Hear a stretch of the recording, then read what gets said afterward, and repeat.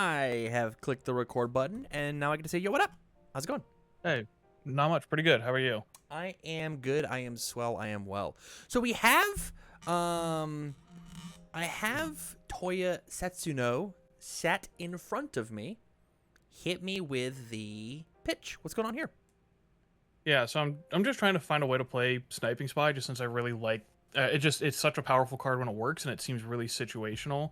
Sure. But it's got a weird word. It just seems weird to me that it's 5 minus the printed check value instead of just 5 minus the check value. Sure. And so with Setsuno, even when you copy their attack, the printed of that face down is still 0, if I'm not mistaken. Yes. And so then you get the full 5 damage of it when you clear your face down. Yeah. And so then it's just playing weapons that work around that. So like Sniping Spy is a 5 mid 8, and then you can make it a 7 mid 9, which is solid. And the second one is still going to be a 7 damage with the character to give it the extra +2/+1. Sure. And it seems like a lot of characters are just playing really solid staples like Battle Aura Release or what am I trying to think? I don't know. That's always the one that comes to my mind. But they're like Battle Aura or Vile Seizing or Electric Moth. There's just so many good cards that you can take. Yeah. And also some cards have really messed up deadlocks, and to be able to look at their discard pile and say I'm going to play that one is always amusing. I agree. And so then it's just trying to, I don't know, just have a fun deck where you can play Sniping Spy and try and use that and Twin Sword Slicer and just some other weapon cards that kind of work together. And Void just has really good staples that, don't really need synergy. They just work well by themselves, and you can kind of throw them together into a pile and call it a deck. Okay. But yeah, at the end of the day, it's just an excuse to play Sniping Spy because that card just has, I don't know, that card just seems so potent if it works. Yeah, I'm gonna look at one thing. Get out of here, Titan cards. I'm gonna look at one thing real fast that I think is really cheeky. Yeah, she does. Oh.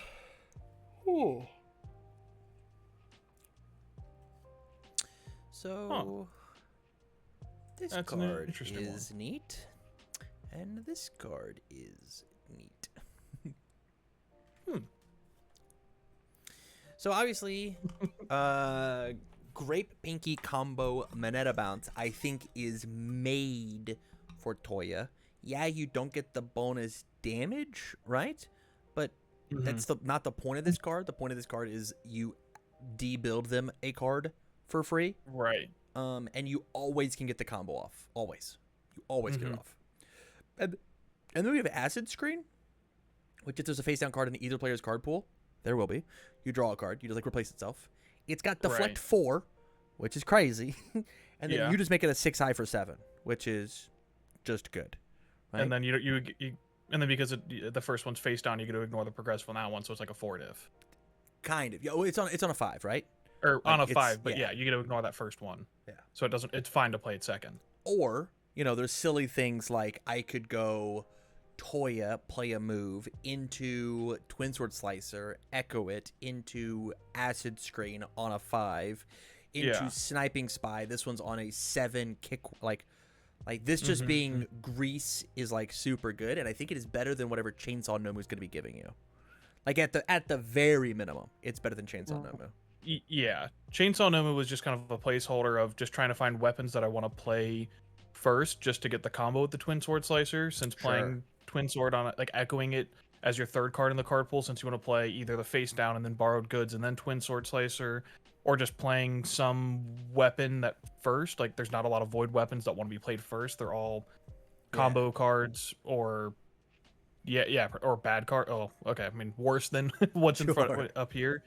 So I guess Twin Sword Slicer is kind of the bottleneck of just trying to find weapons. And if I don't have enough weapons, it just feels kind of mediocre. I mean, 6 damage on those 2 moves is a lot, and unfortunately, I don't get the bottom enhance of trying to freeze something, since the only speed gain outside of the +2 from the character is Rifle Arm, so it's not terribly consistent. And it's like, I've been wondering if Twin Sword Slicer needs to go just to make room for other options. But I like what you're saying with the Great Pinky combo and the Acid Screen. I think those two might make. I think that might just work more consistently. And also just have more damage with the Acid Screen. My thing about Slicer is 8 damage. It's just an 8 damage move, right? Like getting the +2 damage is not that big of a deal. You have a 4 diff. that is worth 8 damage, which is like better than Acid Screen. It is better than like the only thing that it's better that is not better than is just Sniping Spy. No, I'm sorry, it's equal with Sniping Spy and is not a 2 check. You're just allowed to open with Twin Sword Slicer when you have the momentum. Be like, hey, do you have 2 lows? All right, take 4. And it's even nuttier if you just use Pressure by All for 1 and just hey, this one's for 7, this one's for 7. Hey, did you take 14 off of my 1 move? 1 card 14 because the foundations don't matter, right? Like we're gonna win anyways. So like, well, and even if you don't have momentum, you can steal it with borrowed goods, then play Twin Sword and Echo and combo and correct. and everything else. I think that Twin Sword Slicer, even is just like it's a move all by itself, but it's a 1 card 8, which I think is so strong. I think it's so strong. Yeah, I want to get rid of the Chainsaw Nomu and just clear the Acid Screen. I think Acid Screen is just the correct move. And then size reduction is the other idea. I don't love this card. I would much rather it just be like 2 copies of the Mineta Bounce. Or if you want to get absolutely crazy with it, you could go up to 22 attacks and like put this in at the 4 of, because I think this card is so crazy when it comes to like the amount of D build that your character gets. Like you see this, you play it. You see it, you just play it. And so like why wouldn't you want to play it every single turn of the game? Every turn they lose a foundation is so strong. Are there any concerns of this card conflicting with borrowed goods, since they both need to combo with a face down, and I can only make 1 face down without Twin Sword Slicer? I can only make 1 face down a turn. So the combo enhance on borrowed goods is they discard a card, which is a different idea rather than they lose a card from their stage, right? And so there'll be some instances where one is better than the other, and you should just play the one that matters, right? Okay. And you can also I guess borrowed goods just play borrowed goods good for the momentum enhance, which is just good enough, right? Yeah. I like it. Let's get crazy. I'm gonna kill size reduction. I don't think we need it, and we're gonna be crazy. We're just gonna put in 3 of it. We'll go up to 21 attacks. Our block zones look fine, right? This is the other reason to make sure we play the slicers. It's our only low, right? Yeah, 7, and then this is fine. This looks totally chill. Hit me with Ein. Why is Ein here? I've just been having issues just drawing enough cards. I mean, I know Setsuno gets to basically commit to find an attack that probably is going to draw a card. You can find staples, but the idea just being that getting 3 face downs is easy, so it's basically passing the torch. And then if you're getting in later in the game, or if someone is flipping your cards for you, you have the ability to make them pitch a card, which, if you play an attack, commit Ein when you're at 8 or more face downs, they pitch a card, and then you can play borrowed goods and pitch another card. And it's just a way where sometimes taking 2 cards out of their hand and then playing Twin Sword Slicer and having it, getting the 12 damage out of it, like you don't have to play a real game with them. Sometimes if they just overextend a little bit, don't hold enough, you can just empty their hand. But it's more so for the card draw, but it was just kind of an idea of it just happened to work with the character. How many times have you played this deck? I've just played it a few times. I've played probably 3 matches of it with it. And Pressure by All for 1 was at a 1 of, and the games where I found that, I murdered people. And the games that I didn't, it was a struggle. So my question was going to be, is 3 enough? Should we push this at a 4 of? Like this is one of the most slept on cards from Girl Power. This is one of the things that make Girl Power like such a powerhouse set. I like to the point of like George's list should have been playing 4 of it if it wasn't, right? For the Rodan list. It just should have. Yeah, because I put it up to a 3 of. I haven't tried it with 3, but my thought is that if I have extras in my hand, I just flip it for cost, and then I build the next one. And I can get it out of my way pretty easy, and the 1 mid block is really powerful on a foundation. Yeah, 1 mid block is incredible. What does this number look like? I had it at 60 because I was struggling to find enough good cards, but I don't have any strong feelings on that number. Okay.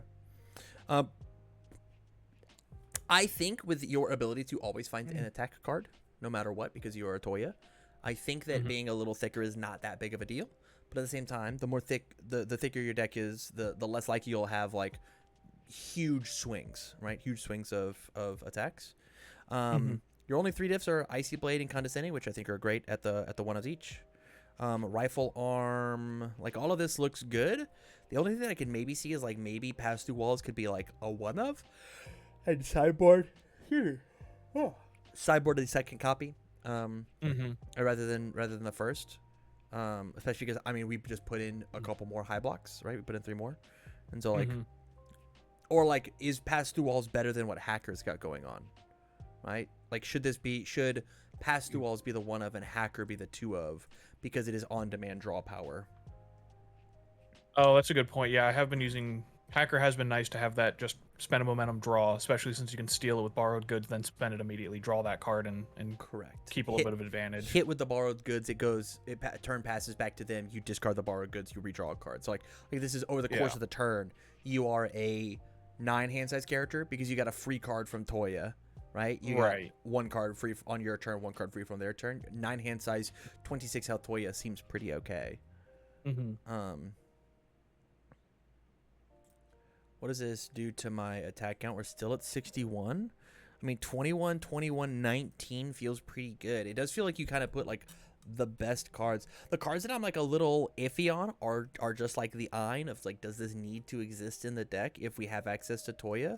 But you're right, you don't have a ton of draw. And so like even just like defensive draw, it feels good. Or hitting them with the 1-2 combo of like, I will combo borrowed goods. I will use Ein to make them discard their card. Ice Sword Execution to absolutely mollywop them on the 7. Hey, here's 10 free damage. Or steal their card that has powerful or whatever just to kill them. Like, does not feel bad at all. Yeah. I think this is... I mean, this is probably... I mean, I don't actually know if I can make this a better deck. Like, from where it is. Maybe the extra Botan's coaching, but, like, that seems definitely not needed. It's like, do you just want extra draw power on the 0 diff? How has evasive maneuver been? Every time that gets flipped and it's a 2 high block, I mean that's, I don't know, with rifle arm, I mean rifle arm just kind of outclasses this card most of the time. I mean it's a 2 diff, but I'm always looking for stuff to flip, but like Botan's coaching, and like I don't want to flip that one very often, but that seems to get flipped pretty often. A Life of Danger is a card that I always like to keep face up, so I'm struggling to find face ups that I want to flip for cost. And evasive maneuver, I'm pretty sure that one gets flipped over just about everything. Because like even Battle for Dominance is better on defense, since I get a flip clear, draw a card, which means I got to build 1 more last turn. So that one has just always been like that could be a 0 diff, and I don't think I'd notice. So let's do this. Let's drop evasive down to a 2 of, and you said rifle arm is just better. Let's just make it the rifle arm, and it actually just evens out our block mods. 20, 21, 20, right? And like our difficulty curve is still super high, or still super good, right? So 1, 2, 3, 4, 5, 6, 7, 8, 9, 10, 11, 12, 13 of our 35 cards are 2 diffs, which means like the other 13 of 35, the other 20 are 22 are spam. We're fine. We're so fine. All right, am I crazy? Is my math bad? No, 22. Yeah, 22. 22 cards are spam. So we're good. We're A-okay. All in all, man, I think the coolest thing that you can do inside of this deck in particular is just sideboard the Nagant, right? If you are, let's put Meg. Sideboard Meg. Is it N-I-G? Is it N-A? N-A-G? N-A-G? N-A-G? Nagant. Okay. Sideboarding this character is really neato because it still utilizes this face down concept of the sniping spy, right? In the obvious way. You still get to do the borrowed good things, you still get to do the grape brush thing, but instead of like, hey, I'm stealing your best move and they're getting big, it is now I get to play a free move every turn that's weaker, clear it, draw the card, whatever. And then I get to cancel a thing, which is like if you've got one big cool thing that your deck does, knock it off, right? Yeah, my thought is that all of these attacks are really, or like they're all just really slow, and so that +2 speed makes a big difference. And I agree fully, right? But if you get absolutely blown out by a falling skies, make it a throw +X +X. Oh, right? I see what you're saying. Like Nagant goes, that one didn't happen. Hey, I've got a true 100% unleashed. I'm gonna give it plus 10.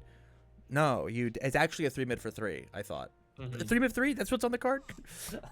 And so like, there's just this idea of, yes, this is the aggressive idea for Setsuno. If people are playing Nagant, I think they should be siding or maining Setsuno and back and forth. I think these two are just like really paired well for each other, especially on 2 of their symbols. Yeah, because I can't think of, I mean, we definitely just like don't want to be, there's no other like face down character that like covers any amount of holes. Character standard go. It's certainly not going to be Mina 3. That's for damn sure.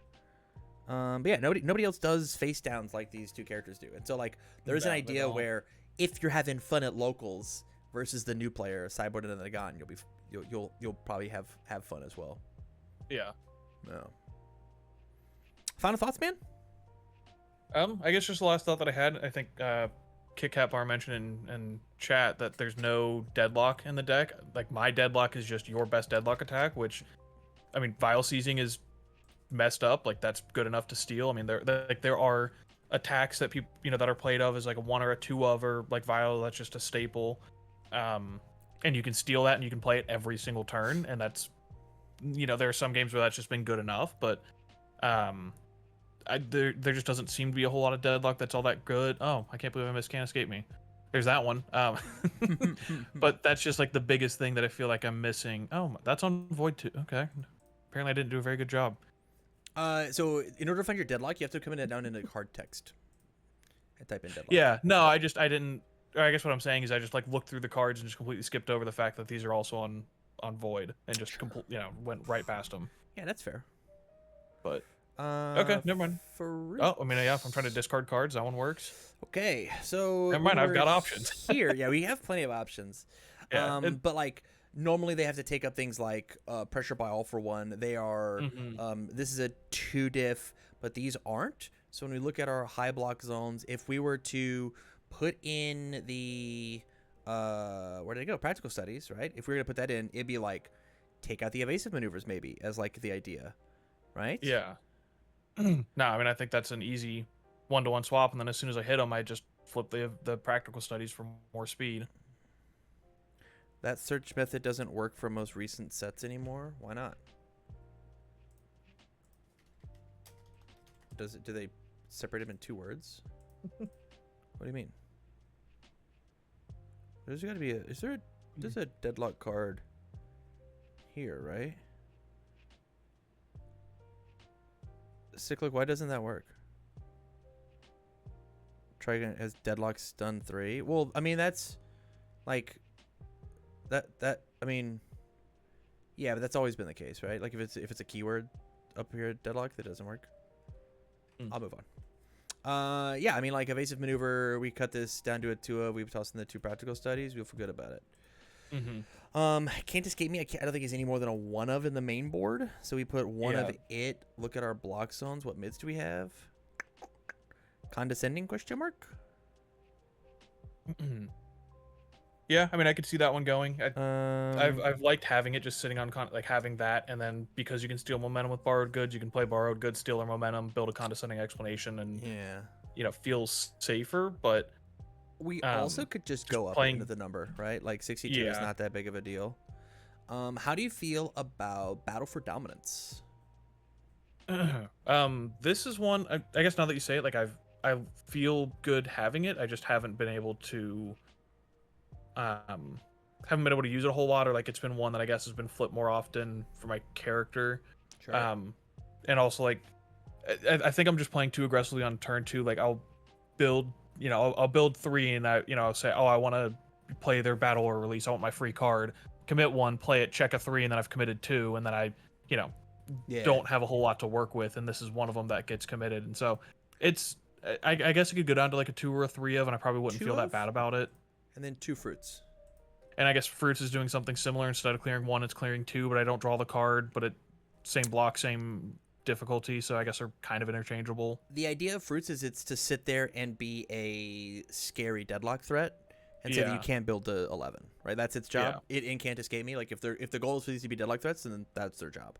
Like try not to use them, try not to flip them. But obviously, if you gotta win the game, you gotta win the game, right? Yeah. And 62, 20, 22, 20. Good looking block zones to me. Yeah, just already. I mean, I like the deadlock pressure. I mean, practical studies, can't escape me, fruits of our labors. I think those are good cards. I think those are good enough to like warrant playing. So with that, man, any final? No, that's all I had. Hell yeah, I love it. All right, stay on the line long enough for me to shoot you the list, and then you have the rest of your night. Okay. Yeah, thank you. You too. You're very welcome.